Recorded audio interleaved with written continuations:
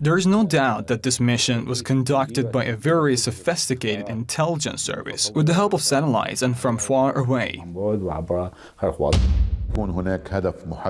When Israel's Mossad decides to assassinate a target, they place him under constant observation.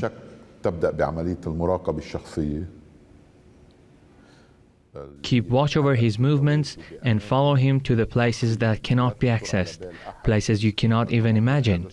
This requires certain personal infiltrative capabilities or high-tech equipment. They follow the target to places that one cannot even imagine. It means that they start at difficult places. For example, put somebody on the target's tail to follow him to places where he does his personal business, and then keep him under observation at the usual places he frequents on his daily basis.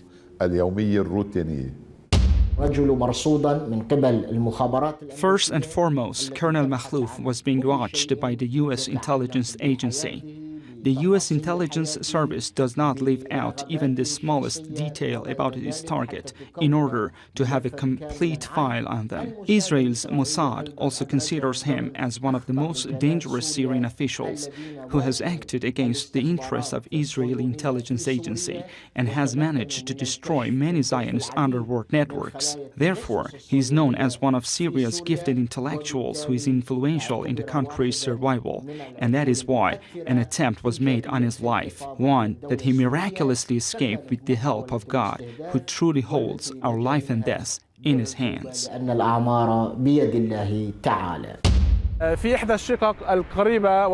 The terrorist network that tried to assassinate him had rented an apartment near the place of the incident, which was a good location for keeping watch over the target. They had also rented another apartment on the other side and had a third apartment near the southern crossroads.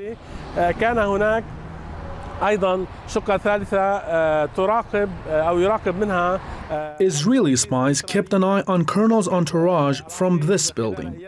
This is one of the main highways which lead outside Damascus, and there were other roads that Colonel used. He always changed his paths, and there were more than one convoy with him, but they still managed to track the sound waves of his cell phone and detonated the bomb.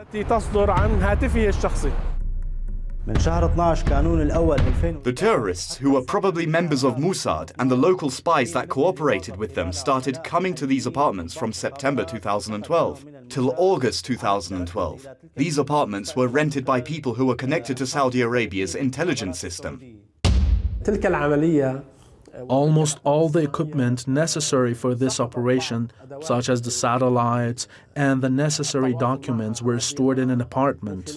And since this apartment was immediately inspected after the accident, they did not get a chance to destroy them, because that area was closed in, and the apartment from which Colonel's car was watched and attacked was occupied. The scene was set in a way that would put the blame on the Syrian government's opposition groups. That's why they were interviewed by Al Jazeera and said the operation was carried out by the Syrian government's opposition forces.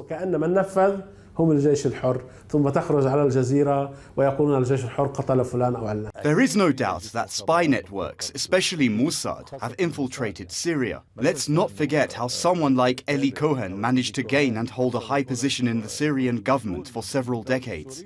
So we must accept that Israeli intelligence has penetrated Syria. The US intelligence agencies can also find their way inside anywhere they want. Spies can infiltrate anywhere. We cannot say any system is spy-proof. We are all humans, and every human has a weakness that can be exploited. That is why the infiltration of many spies is understandable. Many espionage networks have been discovered, and many others still remain unknown. Many famous people have been involved in these acts of espionage, such as Abdul Halim Khaddam and Ghazi Kan'an, as well as the networks that were influential in Lebanon and were in fact organized by the U.S. intelligence services. Especially at the time of war, exploratory infiltration increases between the two hostile sides. هي جزء كانت يعني منظمة من قبل المخابرات الأمريكية. ومسألة طبيعية إنه بحالة الحرب إنه يصفي في عملية اختراقات بين الأطراف المتنازعة. One of Mossad's targets was the Scientific Research Center in Al-Safira in Aleppo. It was a very important target for Mossad because they could have weakened Syria's defense powers through it. The same goes for Syria's missile defense systems. Israel knows very well that lots of missiles that Hezbollah uses to target Israel are provided by Syria. And that is something Sayyid Hassan Nasrallah explicitly mentioned during the July 2006 war. That is why the enemies try to assassinate prominent military figures. This has happened in Lebanon, Syria, and in Iran. The main goal is targeting them. I believe that Israel's Mossad is the main organizer and coordinator of these operations in the Middle East. حتى الولايات المتحدة الأمريكية وجهاز الاستخبارات المركزي الأمريكي Even the US spy networks leave their work to do Israel when they decide to act against the resistance or Syria or any other anti-American forces in the region. ضد الأمريكيين دائما الموساد الإسرائيلي يكون المدير. There are, of course, other subordinate elements, such as the intelligence services of Qatar, Saudi Arabia, and even Turkey. الاستخبارات القطرية أو الاستخبارات السعودية أدوات تنفذ. They're just the operators, and Mossad is the main planner and organizer of the operations. والمدبر الأساسي في هذه العملية الموساد وطبعا الوسائل التقنية. Technological equipment such as the satellites used for land surveillance and air surveillance, the hearing surveillance operations done by the U.S. National Organization, or the space surveillance done by the U.S. in the Middle East or anywhere else in the world, are all directed and organized by Israel. أو أي رصد لتحركات من هم مستهدفون على مستوى العالم وليس فقط. The U.S. provides Israel with all kinds of advanced technological equipment. So Mossad is the main coordinator that guides the intelligence services of Qatar, Saudi Arabia, Turkey, and other hireling and traitors who works against Syria. اللي ممكن يكونوا خارقين فيهم الواقع السوري أيضا يعني. Cooperation between Saudi Arabia and Israel, where security interests are concerned, is very strong and extensive, and the role of the US in the region complete the whole picture of bilateral activities in Syria. It is no secret that countries that work together on security issues never let their agents leave a trail behind, or let the other party know the identity of their operatives. The importance of Syria's position, the US strategy for raining havoc in the region, and choosing Colonel Hafiz Makhlouf as a target who holds security value and is affiliated with the president. All these factors required a wholehearted multilateral cooperation between the US, Saudi Arabia and Israel to take out Colonel Makhlouf.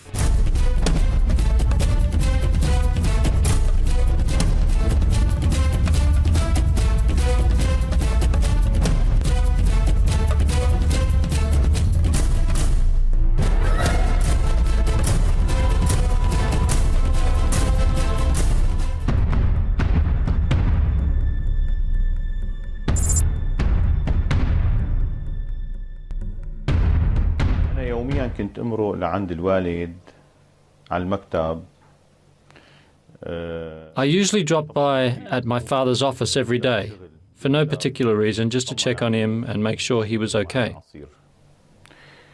بقى بهاليوم هاد تأخرت ومرقت عليه الساعة 10 كان.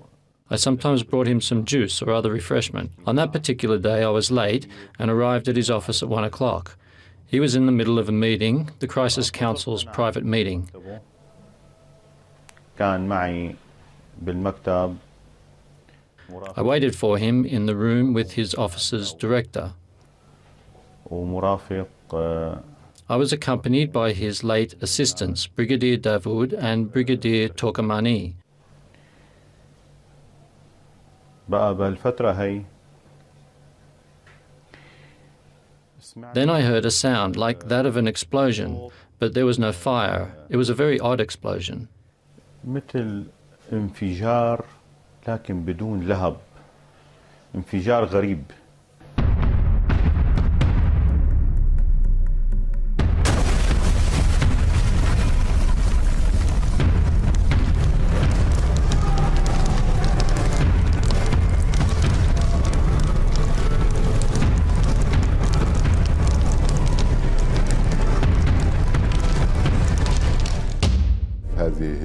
خلية بوجود. Targeting that secret meeting in which a group of important government officials, all trusted by Bashar Assad in the current crisis, were present had enormous political consequences. تعرض له سوريا كان له تأثير سياسي كبير في هذه المرحلة ولكن تبين فيما بعد. But it quickly became clear that the dynamism of the system and the structure of its management allow it to survive such a great attack, absorb it, and continue its resistance in such crisis. في المواجهة والصراع.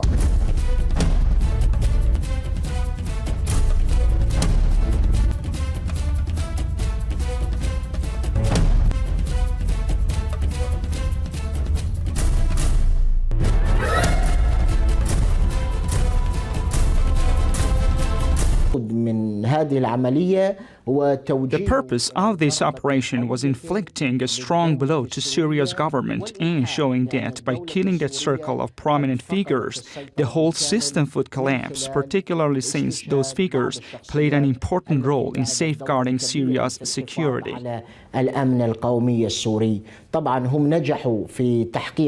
The terrorists succeeded in conducting the assassination, but they failed in bringing down Syria's political system because Syria has many talented and great officials.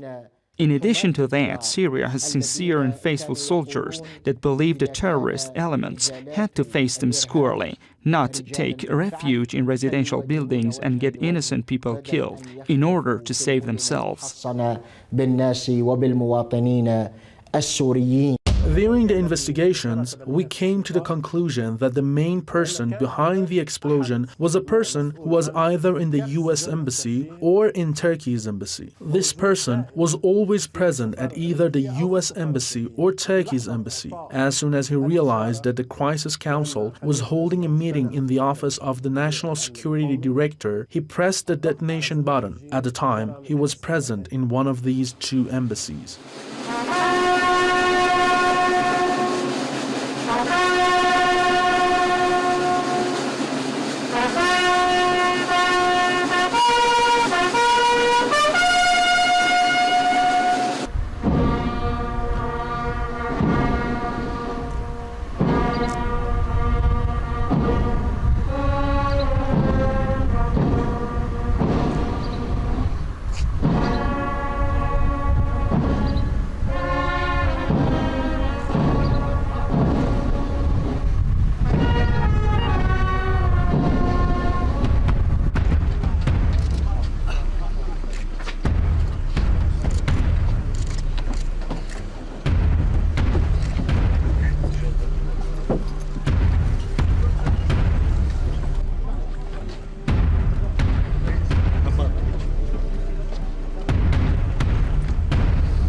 We are talking about Brigadier Dawood Rajiha, God bless his soul, who was the defense minister. He was a prominent military figure who played an important role in the resistance. The same goes for Brigadier Asif Shawkat, who was the head of military intelligence. He was a prominent figure, not because, as the foreigners say, he was close to Bashar Assad as his brother-in-law. He was a great scientific and security official, something that the West acknowledged, and it was him who directed the affairs of Lebanon's resistance. Therefore, people who were assassinated were those who had the most influence in everything related to Lebanon's resistance, and the help received from Syria and Iran. But as far as I remember, the second purpose of this operation has something to do with the uproar at the time about the so-called attack against Damascus, and that, after the operation, Syria would be completely unstable and would therefore provide an opportunity for sending thousands of gunmen into Damascus and dominating it according to the plan.